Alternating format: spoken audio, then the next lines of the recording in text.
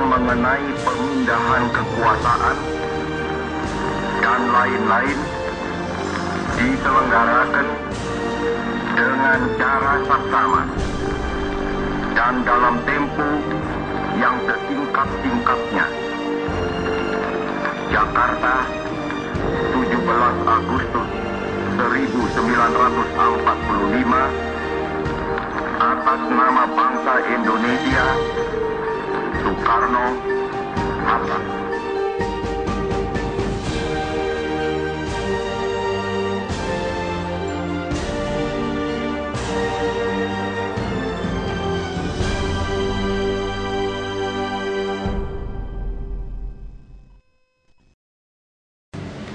Perjalanan saya kali ini akan mengunjungi salah satu tempat bersejarah di ibu kota.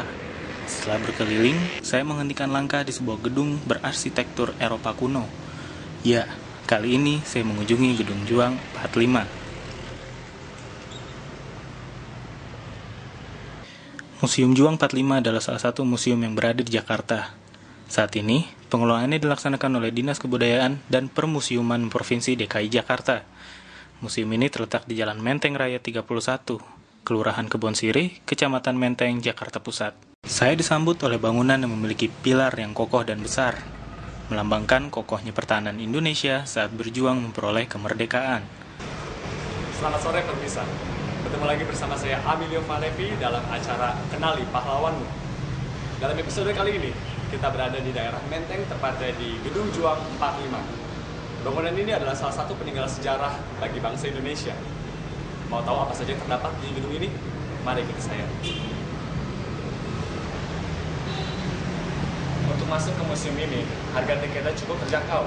Cuma dewasa hanya membawa 2.000 saja, mahasiswa 1.000 dan anak-anak 600 rupiah. Tiketnya saya sudah dapat, dan untuk berkeliling di museum ini, saya akan ditemani oleh seorang pemandu wisata, yaitu Mas Rudi ya. Halo Mas. Oke. Bisa nih, kita menjelaskan ini ke ruang pamer ya. Oke. Yuk. Ketika saya masuk, atmosfer kemerdekaan telah saya rasakan.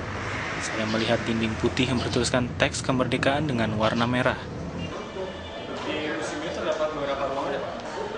Ruang pamer museum Juang. Kita ada warna-warna ya. Jadi ada ruang pendahuluan yang kita masuki ini, kemudian ada ruang Jepang, ada ruang perjuangan fisik ya, kemudian ada ruang diplomasi, ruang NKRI, ruang semesta, yang terakhir ada ruang audiovisual.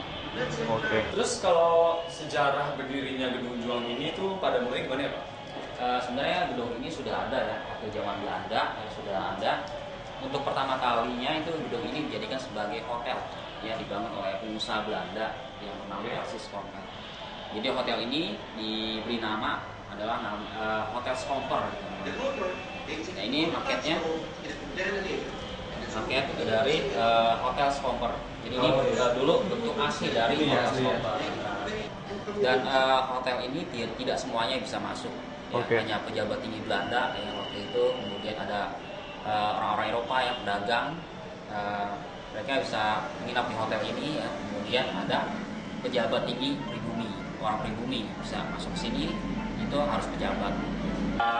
Pada saat tentara Jepang ya masuk ke Indonesia tahun 1942, ini hotel ini jadi kosong, sepi ya, karena orang-orang Eropa itu takut menginap di hotel ini. Jadi ada inisiatif dari pemuda agar gedung ini dijadikan sebagai markas pemuda, maka dibuatlah yang namanya Asrama Angkatan Baru Indonesia. Nah ini peninggalan dari salah satu tokoh pemuda ya, bernama Hero Saleh. Ada ini lukisannya, jadi yang menggambarkan tokoh-tokoh pemuda sedang berkumpul di depan Gedung Juang 45, atau dulu namanya Gedung Menteng Raya 31. Oh ini gedung ini ya Pak? Dan mereka juga biasanya memberi nama ya, bukannya Pemuda Menteng 31 dari gedung ini. Oke, dari ruangan pendahuluan ini sekarang kita mau kemana lagi nih Pak? Ya, baik, kita langsung menuju ke ruang Jepang. Jadi di sana nanti ada cerita-cerita ya pada saat Jepang masuk ke Indonesia. Oke, langsung ke ruang situ juga. Ya.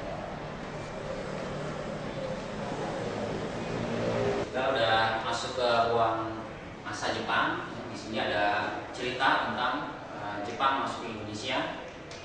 Kemudian di sini ada koleksi ya dari museum Juang. Ini salah satunya ada pakaian tentara. Ini dulu dipakai oleh tentara peta. Jadi peta itu membela tanah air, hasil bentukan dari tentara Jepang. Untuk cerita pada masa Jepang ya, di sini ada foto-foto ya yang menggambarkan tentang kondisi bangsa Indonesia pada masa Jepang. Karena waktu itu kondisinya sangat besar sekali ya. Belanda sudah dijajah 3,5 tahun ya. Indonesia yang sudah dijajah, kemudian Jepang masuk ke Indonesia 3,5 tahun, tapi sangat menderita bangsa Indonesia. Karena Jepang kalah sama sekutu ya, karena sudah dibom atom dua kota mereka ya. Oh, Hiroshima dan Nagasaki itu ya. Hiroshima dan Nagasaki. Ini bisa dilihat ya, ini hasil dari pemboman kota Nagasaki dan Hiroshima. Karena sudah hancur, sudah kalah ya Jepang, akhirnya Jepang kalah dengan sekutu, menyerahkan kekalahan kepada sekutu. Nah ini baru masa-masa ya pada saat Indonesia ingin merdeka. Gitu. Nanti kita menuju ke ruang perjalanan proklamasi. Di situ ada cerita-cerita ya, atau diorama yang menggambarkan kemaksaan pemuda untuk segera memproklamirkan kemerdekaan kepada Bung Karno. Oke. Ya, ruang selanjutnya nih ya. Ya, kita menuju ke ruang perjalanan. Oke. Ya.